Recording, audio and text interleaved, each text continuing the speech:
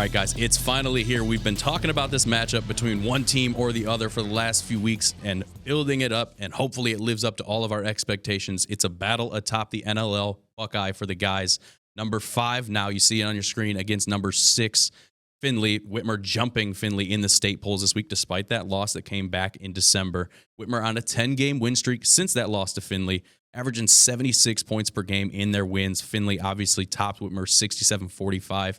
Back in December, lost to Perrysburg on the 26th, but they're only giving up 38 points per game. I mentioned it before in the last few podcasts, but this seems like a matchup that, we've just been waiting for weeks now, drooling, salivating over it, but it seems like the unstoppable force in this Whitmer offense meets the immovable object in the way Findlay is able to play defense, and can they do the exact same things they did to the Panthers the first time they matched up, Justin? Yeah, you mentioned the one little nick there on Findlay's schedule. They lost to Perrysburg at Perrysburg in a BCSN game of the week, and a game that came down to the wire.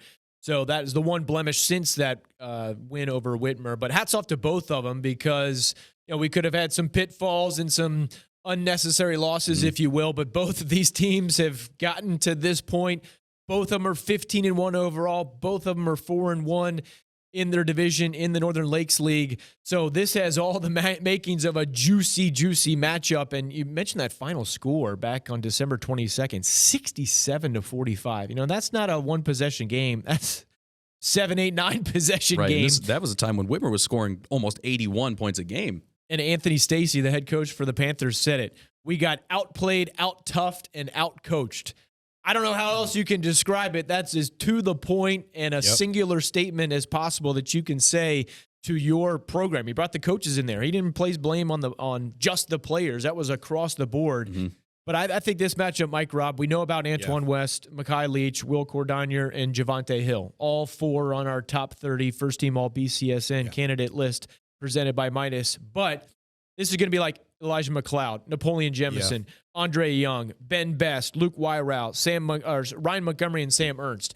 Those role players, the 3rd, 4th, 5th guys on the starting rotation or the 6th guy off the bench, those guys are going to have key moments. Not necessarily break off and go for 18 or 22, but value the ball, possess the ball, smart plays, no turnovers, knocking down open shots, making free throws, making smart, heady plays that sometimes key plays happen in the second quarter or the third quarter, not necessarily crunch time.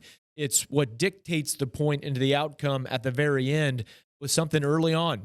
Be smart. Don't get in foul trouble. Have your key players in the game the entirety of the game. Don't put pressure on a coach like, rely on someone who hasn't been in a reliable situation all season long. So it's not just going to be the star players in this game. Mike, I know you got excited when he said free throws.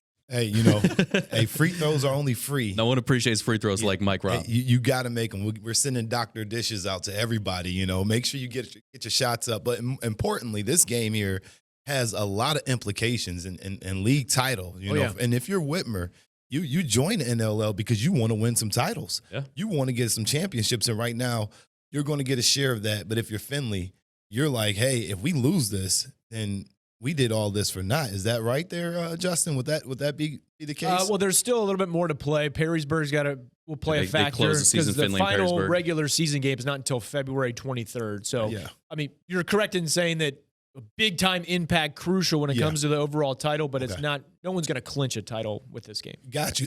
So with that being said, though, this is a coaching game.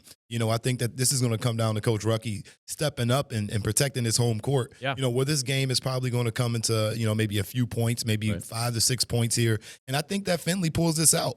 I think that they have the well-roundedness to be able to get it done. They've played at a high level all season long. They know what it felt like. They beat Whitmer on the road. Now they got to protect their home court. If I'm Findlay, this is you got to win this basketball game here, and you got to play smart. And defense wins championships, and that's where it's got to start at for Findlay. And they've played pretty solid all season. And one more note about that: in the first matchup, Findlay packed the lane, forced the key players for Whitmer to shoot bad over top shots of them over from and the over. outside. So I'm curious the strategy, the game plan from the coaching staff to counter that. We'll see what Anthony Stacey brings out this time around after live and learn. And now approach this next matchup.